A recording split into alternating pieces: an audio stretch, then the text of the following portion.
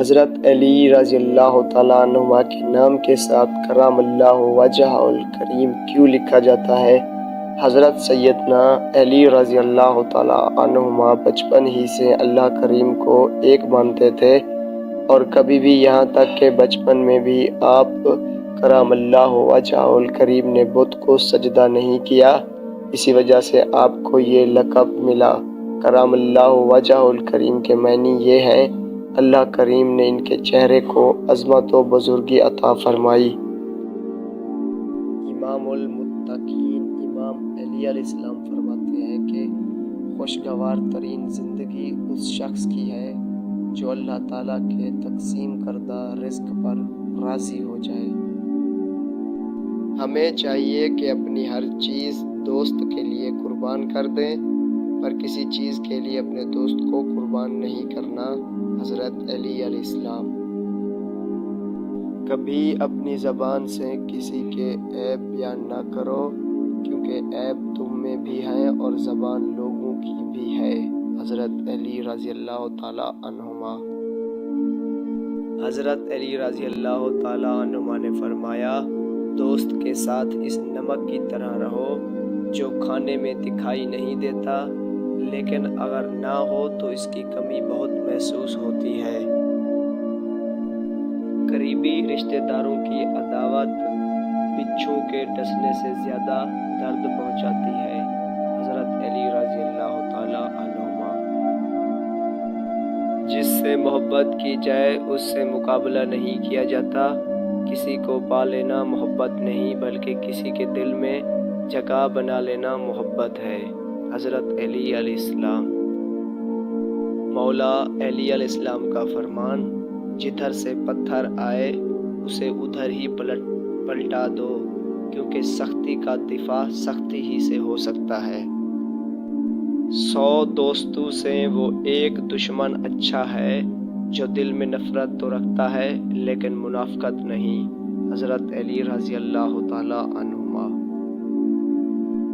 ایسی غربت پر صبر کرنا جس میں عزت محفوظ ہو، اس امیری سے بہتر ہے جس میں ذلت اور رسوائی ہو۔ حضرت علی علیہ السلام نے فرمایا۔ حضرت امام علی رضی اللہ تعالیٰ عنہما نے فرمایا، غصے کو پی جاؤ کہ نتیجے کے لحاظ سے میں نے اس سے میٹھا اور اختتام کے لحاظ سے اس سے لذیذ گھونٹ نہیں دیکھا ہے۔ حضرت علی علیہ السلام۔ فرصت کے اوقات بادل کی طرح جلدی گزر جاتے ہیں۔ تمہیں ایک نیک کام کرنے کا بھی موقع ملے تو اسے غنیمت سمجھو، ورنہ ندامت حاصل ہوگی۔ مولا علی علیہ السلام فرماتے ہیں، منافق کا علم اس کی زبان اور مومن کا علم اس کے عمل میں ہوتا ہے۔ حضرت علی رضی اللہ تعالیٰ عنہما نے فرمایا، جب کسی کی سچی محبت معلوم کرنی ہو تو اس کے غصے میں اپنے لیے الفاظ اور جذبات دیکھو۔ حضرت علی رضی اللہ تعالیٰ عنہما۔ اچھے لوگوں کا تمہاری زندگی میں آنا تمہاری قسمت ہوتی ہے، اور انہیں سنبھال کر رکھنا تمہارا ہنر۔ حضرت علی رضی اللہ تعالیٰ عنہما نے فرمایا، زندگی کے 3 اصول بنا لو، اس سے ضرور معافی مانگو جس سے تم چاہتے ہو، اسے کبھی مت چھوڑو جو تمہیں چاہتا ہے، اس سے کبھی کچھ نہ چھپاؤ جو تم پر اعتبار کرے۔